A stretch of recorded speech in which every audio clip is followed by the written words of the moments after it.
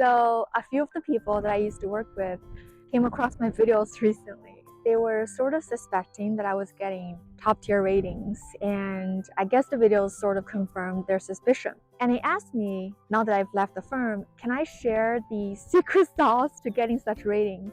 To be honest, I've been dragging my feet on it, not because I don't want to share. I knew how to do it, I did it. But to be honest, when I was doing it, it just felt miserable. I feel like I was playing a game that I didn't really want to be part of.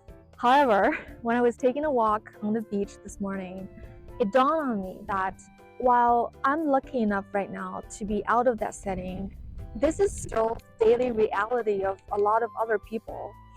And I've seen it firsthand many times. Hardworking, smart people that are living by the leadership principles or the ostensible company values, and yet they end up getting just mediocre ratings, or even worse, end up on PIP.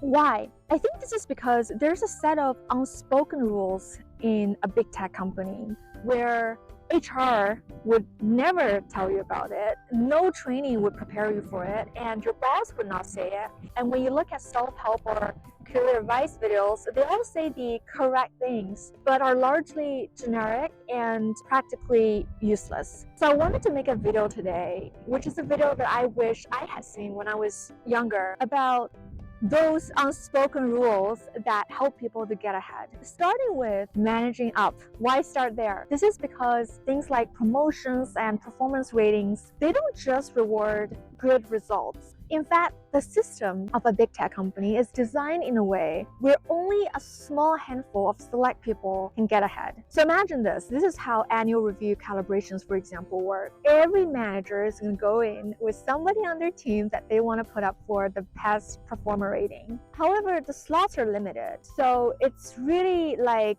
how to say this, a courtroom crossfire where you've got to defend your candidate, you've got to answer questions, explain things, and be interrogated. Sometimes it does feel like an interrogation. In fact, a lot of managers do this pre-alignment meetings where they would meet with the key decision makers in that room beforehand, the meeting before the meeting, in order to get aligned and get that vote easier. All of this takes time and energy out of an already crazy calendar. So why would they invest in you? You've got to be someone that makes them feel has value for them. And what does value mean here? This is where I see a lot of people trip up, because people tend to think, oh, managing up is about flattery, saying good things about your boss, or about taking orders, doing things exactly as your boss tells you to do. What you often find, however, is your boss changes his or her mind. They might conveniently forget what they just said last week and completely flip their opinion in a meeting. And you will get frustrated. You might write long emails explaining why you did this and that. That was all because of what he or she said. And that only makes things worse. So if this describes you, I think this is where I want to talk about the truth about managing up, which is really about creating leverage for yourself. And leverage here means that your boss needs to feel that he or she cannot get ahead as fast as they could without you. So how do you make that happen? Think about your boss not as somebody that knows more, but somebody that actually knows less. What do I mean by that? At a big tech company, everybody is in a position that is working them at the limit of their capability. If your boss were a lot better than his current level, they would have got promoted already.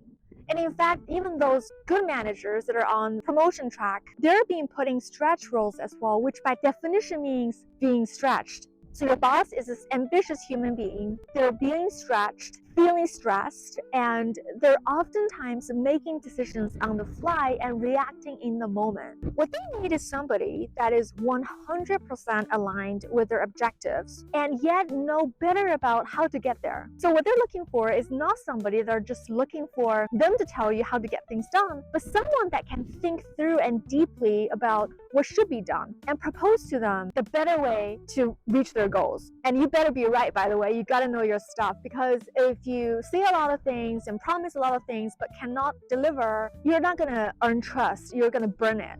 And this is the part that I call capability. However, just having capability alone is not enough, because let's say if you're a very capable person, but you sometimes make your boss look bad in front of others, even in front of his boss, of course that person is not going to defend you in annual review settings. But here comes the other part, which I call the invisible dance. All of what I just said, the proposals of what better things needs to be done, blah, blah, blah, all of that needs to happen behind closed doors. It needs to happen just between you and your boss. And when your proposal works, your boss needs to take the credit. Now, don't get me wrong. Oftentimes, good bosses will give you credit. In fact, they are eager to find excuses to give their team credit. And the reason is because managers that are leading teams, their rating is partially based on how well their team is performing. So they're actually eager to look for reasons to promote their teams. However, you've got to give your boss the pleasure of feeling that they're a good manager. You've got to allow them to give you the credit versus claiming the credit yourself or reminding them to give you credit. Just actually annoys people. To summarize, your boss has got to feel that you've got their back, that your goals are 100% aligned, and he can always count on you to make him look good in front of others or even behind his back. Now, this is the part that I call loyalty. So capability plus loyalty creates leverage. When you have both, you're irreplaceable. And while it may sound not that hard, actually not a lot of people can do both. That being said, it's not enough to just manage up. There's also other parts, such as the right set of core competency. For example, what kind of competency is useful and what kind of competency is actually useless, even though they may look good on paper. And then there's also cultural fit, which is not, by the way, the so-called leadership principles or what the company claims to be their values. It actually goes deeper than that. If you're interested in this type of topics,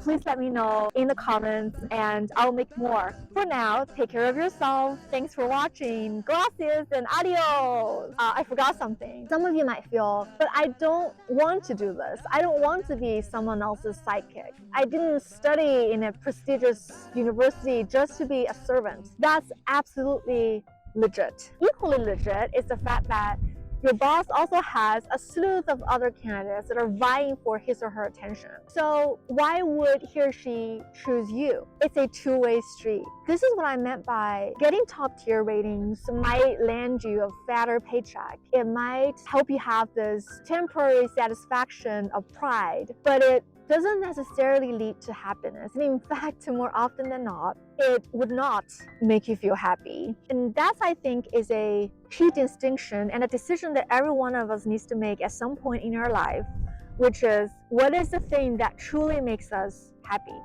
Now I'm really done. Gracias again and adios.